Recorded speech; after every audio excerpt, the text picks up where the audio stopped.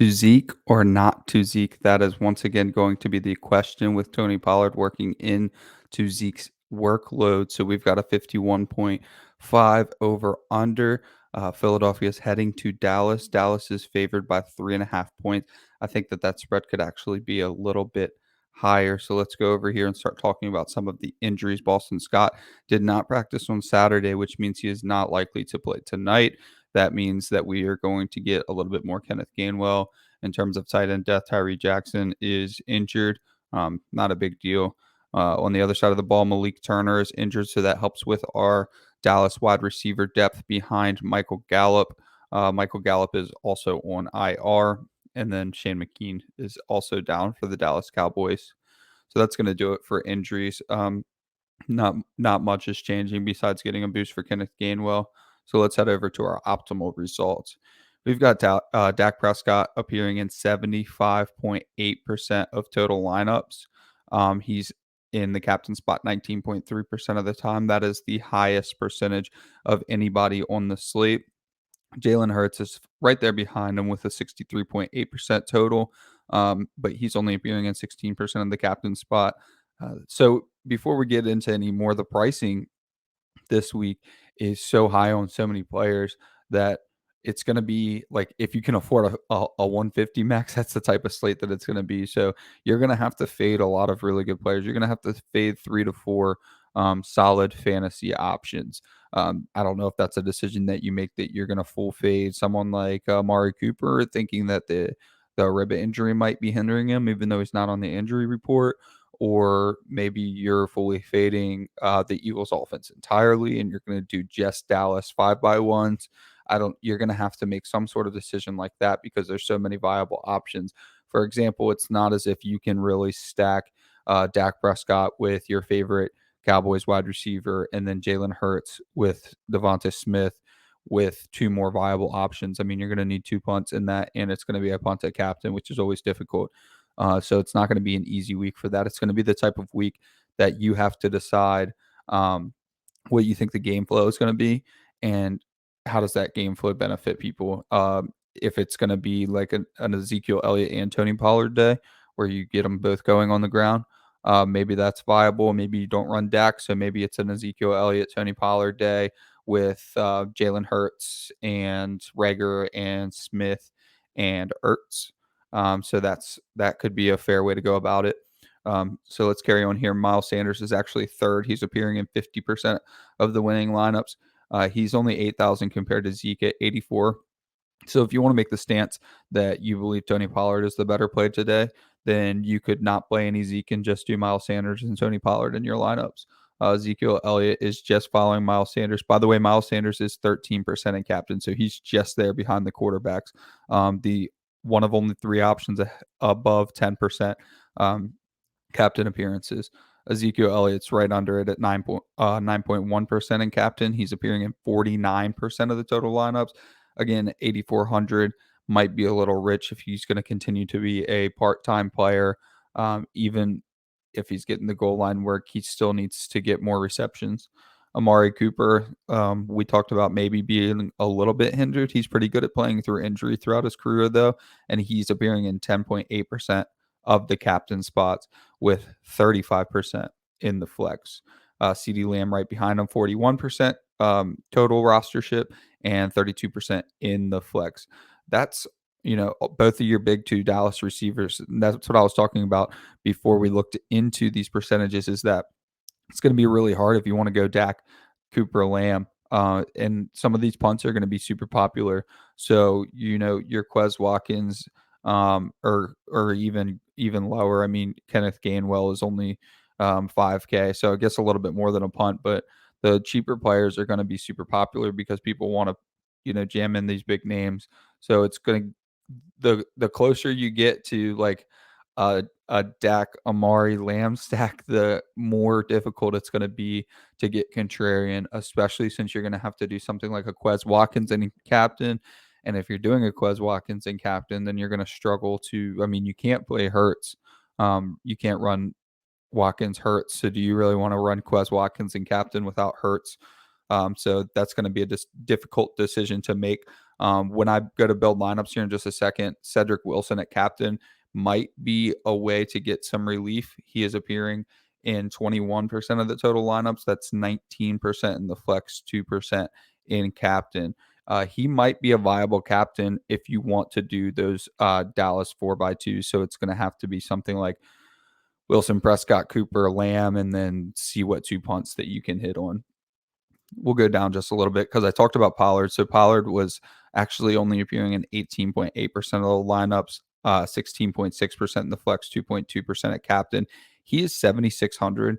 So you're not getting that much saving off Zeke. I actually think this was sharp of DK to make them essentially a pick 'em between Tony Pollard and Ezekiel Elliott and make people make the distinction between who they believe is the more valuable fantasy asset. So when we get ownership, I think that the best option is just going to be go with whichever one is lower owned. Of course, if you need the $800 from Tony Pollard to Zeke, then that's fine. You can definitely go to Tony Pollard just for the savings. But in the grand scheme of things, 800 is not going to make the difference in most of your lineups. So you're really just taking a pick on between Ezekiel Elliott and Tony Pollard. I mentioned Quez Watkins. He is appearing in 1.3% of the captain. So he's getting a little bit of run there and 13.5% in the flex. So those are two of your like cheaper captain options. I mean, Kenneth Gainwell, I guess you could go there. He was splitting opportunity with Sanders close to like 65-40 or 65-35. So he's definitely viable, but again, only 0.8% captain ownership. So you can't just take a viable option that's going to get 6 or 7 points, put them in captain spot to get that relief on a slate like this where there's 6 or 7 quality fantasy options at the top, and expect to succeed, because even when you hit all of those other options that you jammed in because of Kenneth Gainwell, maybe you faded Devonta Smith and he goes off, and then it doesn't matter that Kenneth Gainwell hit in your captain spot. So that's going to be something to consider when you're on a slate like this and you're trying to just say, what's the cheapest captain that I can fit in? Well, it just isn't always that simple. So let's head over to our custom lineups. Um, Lineup number one is Jalen Reagor in captain. Jalen Reagor is going to be one of my favorite plays on the slate tonight. Let's go over to his optimal results and make sure that we hit on that. So he's appearing in 2.7% captain. It's just over viable. I mean, a little bit over 2% just means that I feel comfortable putting them in some lineups. If I'm running 20 max, if I'm running 150 max, that means that it's a player that I'll at least throw in there. If it's really any lower than that, I don't even really bother with the player. And he's appearing in 21% of total lineups. So the first lineup is a frequency of 11. You can tell this week how tight the pricing is and how many viable fantasy options they are because this frequency right here is 11. And we've seen 27, we've seen 22, and then we've also seen a huge disparity between so last night the Devonta Adams captain, for one, Devonta Adams was the captain in the top 3 lineups. In this one we have the top 4 lineups are 4 different captains. For 2, the top frequency last night for Devonta Adams was like 26 and the second highest was like 19. So there's usually a huge disparity. There's like a legitimate optimal lineup in RunTheSims, and then there is, some other good options. This is a frequency of 11, 9, 9, 9, 8, 8, 8. So very, very tight week. Definitely a week that you're going to have to try to figure out how to attack the game in a different way. So right here we have Jalen Reagor at captain, Jalen Hurts in the flex, Dak Prescott in the flex, CD Lamb in the flex, Ezekiel Elliott in the flex, and Noah Brown in the flex. The next highest lineup is a Dak Prescott captain lineup. It's going to be Dak Prescott and captain, Devonta Smith, Ezekiel Elliott, CD Lamb, Blake Jarwin, Dalton Schultz.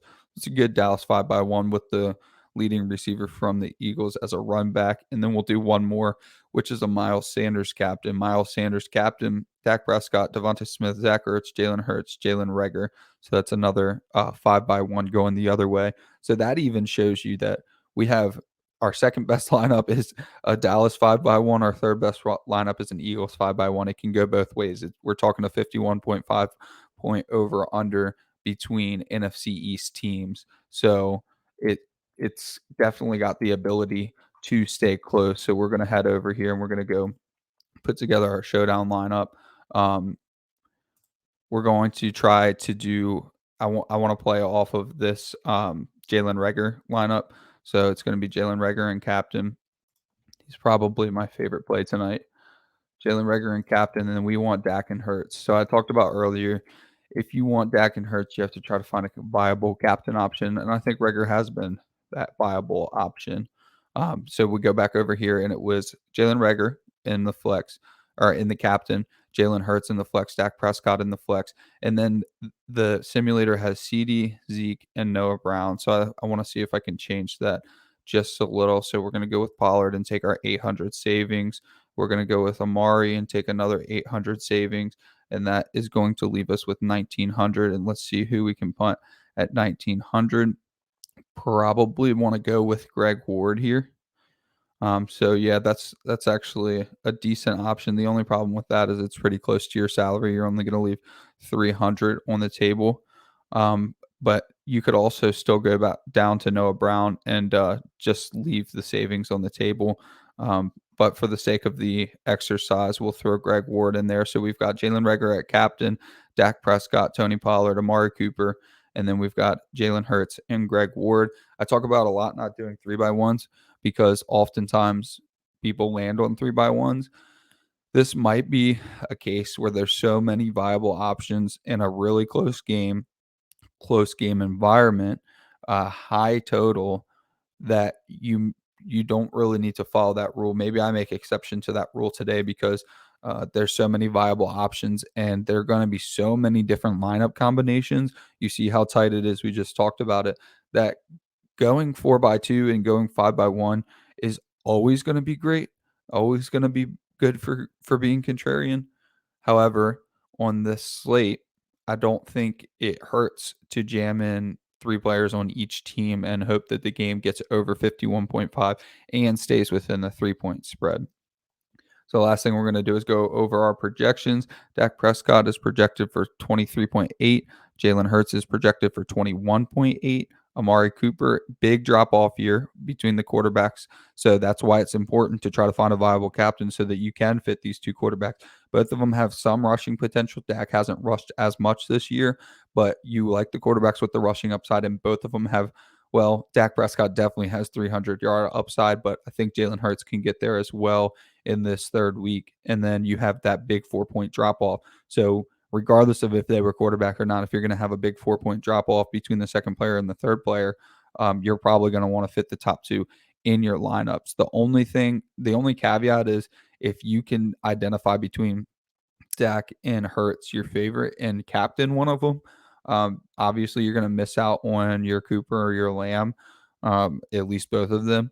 But I think that either one of these quarterbacks could end up with a 30-point week, and even Dak could end up with a 40-point week. So if you're going to not play both quarterbacks, I believe that you should put at least one of them, put one of them in your captain if you're going to fade one of them. And if you are going to go with the projections, then you probably just put Dak Prescott and Hurts in your flex in every lineup, and then just figure it out from there. See what captains that you can viably cycle through. So then we carry on. Amari Cooper and CeeDee Lamb are basically projected the same thing. Amari Cooper's like $800 less. Miles Sanders is right behind him, also in the 16-point range. So you have 4 players in the 16-point range. You have Amari Cooper, CeeDee Lamb, Miles Sanders, and Ezekiel Elliott projected for 16 points. Devonta Smith projected for 12. And then you've got the drop off for Tony Pollard and Jalen Reagor, Dallas Goedert, Dalton Schultz, and then the kicker, all projected in a similar range. One thing that I do want to point out is that I did not talk about Cedric Wilson. Cedric Wilson is only 4,400. He is projected 7 points. And let's see how often he's in the optimal lineup. 21% of the time. That's a decent clip. And like I said, you can put Cedric Wilson in your captain spot. He's just over 2%. And you can run your 4x2 with Dallas if you can fit all of those Dallas players with a couple Eagles punts. So that's going to do it for today. I'm your host, Adam Wilde. Please like, subscribe, rate, review, and I will see you next Showdown slate. Peace.